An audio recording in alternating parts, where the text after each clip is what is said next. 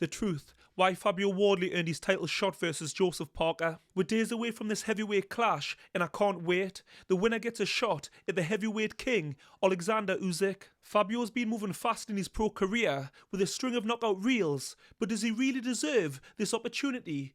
Well, stay with me because today I'm going to break it down. If you're new to the channel, my name's Lawrence Usyk, a professional boxer and also former member of GB amateur boxing team. You've got to give credit to Parker for taking this fight because it's a huge risk, because losing to Fabio, who on paper is levels below, would be a disaster for his career. But from a fan's point of view, I love this fight, respect to Parker for taking it and not just sitting it out. People might say it's high risk and low reward, but it's not. The winner gets a shot at Usyk, a chance to fight for the Undisputed Heavyweight Championship of the world. It's a no-brainer. And let's be honest, if you were Parker and you'd seen Fabio's fight with Justice Huni, you'd be licking your lips. But don't get me wrong, because Fabio's dangerous, and I don't think that fight painted the full picture. And Parker did need a fight to stay active, and the opportunities were dry, so how long can he wait? When this fight got announced, I did think Fabio shouldn't be getting this opportunity, but as times went on, the more I've thought about it, I've changed my mind, which I'm going to get into. Right now, there's a lot of unknowns in the heavyweight division. Will Tyson Fury return? Who's next for AJ? Who's next for Caballel? It just feels like the heavyweight division is at a standstill, but I think it's because we've been spoilt by Riyadh season boxing with all the amazing heavyweight fights and just fights in general, and right now it just seems quiet. Riyadh season boxing has changed the game, and I've been lucky enough to be involved with some of the events with the pain game. I was at the 5 vs 5, Bivol vs Beterbiev, Fury Usyk, Canelo Crawford. Crazy. What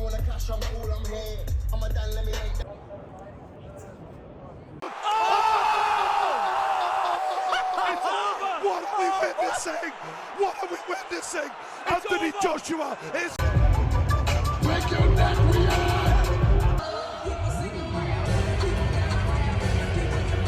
Fighter of any era. The events have seen nothing like it. Next level. Initially I did think, why is Fabio getting this opportunity over the likes of Caballel, who in my opinion, along with Parker, deserves the Usyk shot more than anyone. But I think all of the heavyweights are just sitting back, waiting to see what Usyk does next. So Fabio jumped at the opportunity. They simply don't want to take the risk. Usyk's holding everything up, but he's injured, and he's earned the right to do what he wants.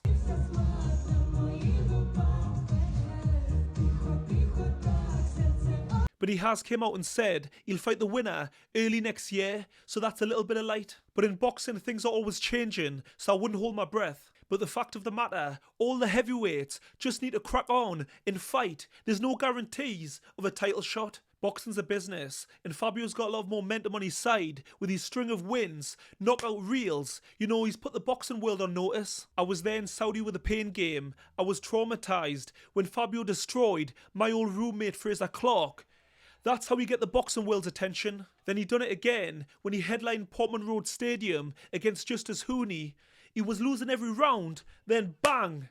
Game over. You simply can't count him out. Boxing's more than just rankings. It's about entertainment, knockouts, can you sell tickets, put bums on seats. Fabio's put himself in this position. He's earned the opportunity. Fabio's everything that's great about boxing. You know, he's respectful, he's a gentleman, he steps up and fights. You know, he talks the talk and walks the walk. Unlike the baby elephant, Bakoli, or the crybaby Tyson Fury, who thinks he deserves a third shot at Usyk. In my opinion, Tyson should be at the back of the queue. Can someone tell me, how can you be beaten twice, clearly, and get a third crack at the whip? I can't see the logic. Fabio's exciting to watch, fan-friendly, blood and guts. It's like watching a Rocky movie. Like I said, if you forget rankings and all the politics, it's a great fight. So any young pros watching or amateurs looking to turn pro, you've got to promote yourself, because promoting yourself creates opportunities. You can build your brand and your fan base through social media, but when it comes to the boxing,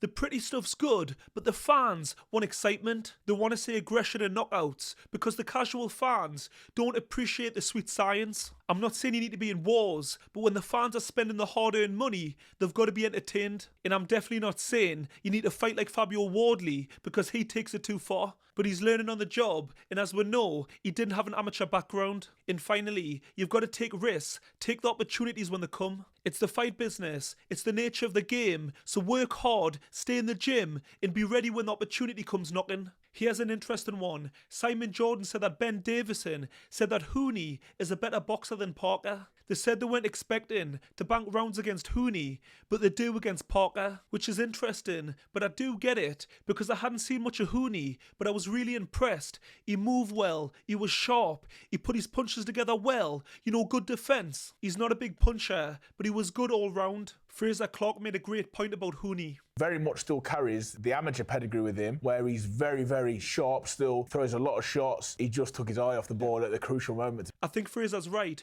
Huni's a great fighter, but he just took his eye off the ball. In boxing, you can't switch off, not for a second. Otherwise, it could be all over. And as we've seen with Huni, he paid the ultimate price. So I do understand the thinking. It may be easier to bank rounds against Parker than Huni, because like I say, Huni's very sharp. But Parker, he's a different beast. He's physically so much stronger and more experienced. I know one thing, if Parker lands a fraction of the punches that Huni did, it'll be over. Just as Huni was a big step up, and they can take some confidence from it.